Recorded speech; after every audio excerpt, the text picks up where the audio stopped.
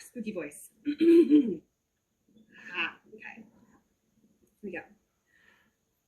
The story's called Penelope. Penelope, okay.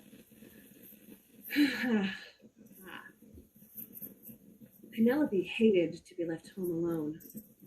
Most girls her age would be ecstatic to be left home alone, as it would allow them ample opportunities for some harmless mischief, whether trying on the fancy dresses in the back of the closet, sneaking a sip from the hidden bottle of whiskey, or even inviting over a boy. The possibilities were endless. However, Penelope wasn't like most girls her age. She hated to be home alone. She hated how this house was suddenly full of dark corners that she never seemed to notice around her family. She hated how the silence was so deafening that she couldn't think straight. And she hated how even though the silence was so loud that it drowned out her every thought, she was grateful for the distraction from the overwhelming panic she felt every second that she was home alone. The only thing that Penelope hated more than being left home alone was dolls. She hated their glassy eyes, perfect hair, and mouths that didn't move, and smiles that never faltered. She hated how no matter where she was, they always seemed to be staring right at her. Smiling. Always smiling. Penelope would never admit it, but the real reason she hated being home alone was because it meant being alone with the dolls. You would think that being afraid of dolls is just a silly, childish fear. You would think that it would be easy enough to simply avoid being in a room with the dolls. You would think. Penelope sighed and forced herself to get out of bed to start the day. The minute her feet hit the floor, she knew something was wrong. She couldn't explain how she knew something was wrong or what was wrong. But as Penelope felt a cold chill move through her entire body, she knew something was emphatically, terribly wrong. Mom? The words sounded so tiny and shrill. Penelope didn't recognize her own voice. Her feet felt like cement blocks as she moved towards her bedroom door. Her hand shook so violently that she had to hold her wrist steady with her other hand to successfully turn the doorknob and pull open the door.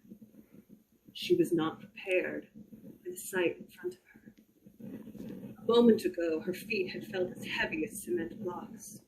Now, her feet felt as though they had been nailed to the floor. Beads of sweat ran down her face and into her eyes, but she couldn't lift a hand to wipe them away. Terror had her completely paralyzed. Her Come on, Jess.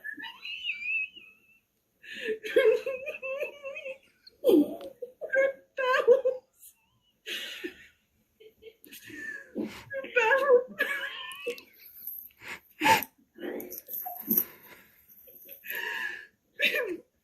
Her bowels felt as though they would burst.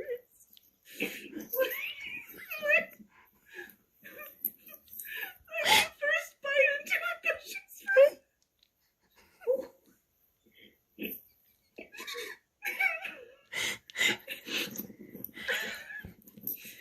Okay. She never reads it first. Okay, let me again.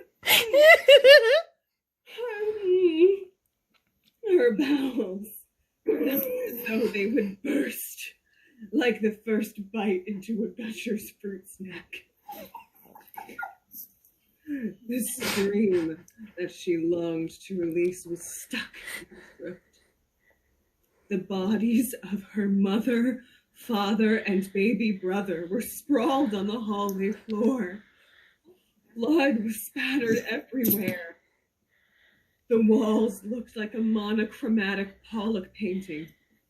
There was more blood on the floor than there was visible floor. Why is this funny? Why is that funny? It's not.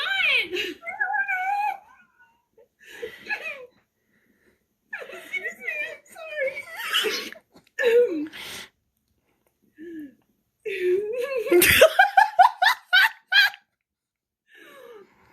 Scary. Okay. There was more blood on the floor than there was visible floor. Penelope couldn't read the expressions on her family's faces. She would never know if they were caught by surprise and died quickly, or whether they died slowly and in agony.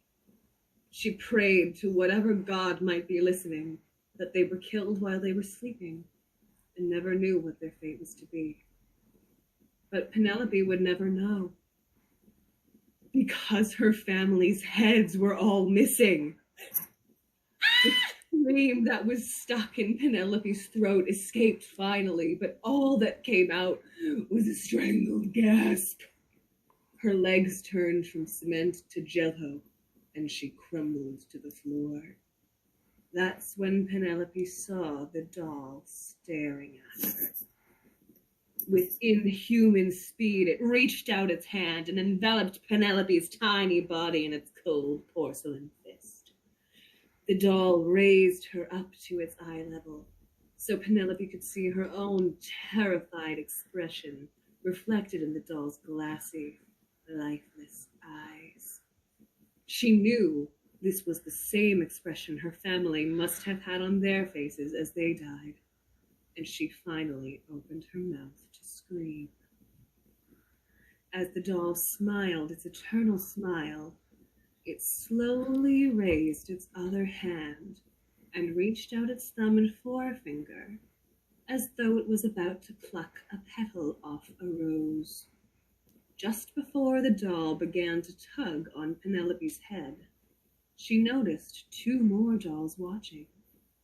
Then a booming voice flooded her ears, sounding both impossibly deep and girlish at the same time. "See? She's breaking my toys again." "Her mouth doesn't move," Penelope thought to herself crazily. "How can I hear what she's saying if her mouth doesn't move?" As Penelope's head was ripped from her body in a searing burst of agony, the last thing she heard was a second booming voice, louder and deeper than the first one. "Don't worry, my darling. We'll get you some new toys." The end. Oh my gosh! She thought she had toys, but she was their toys!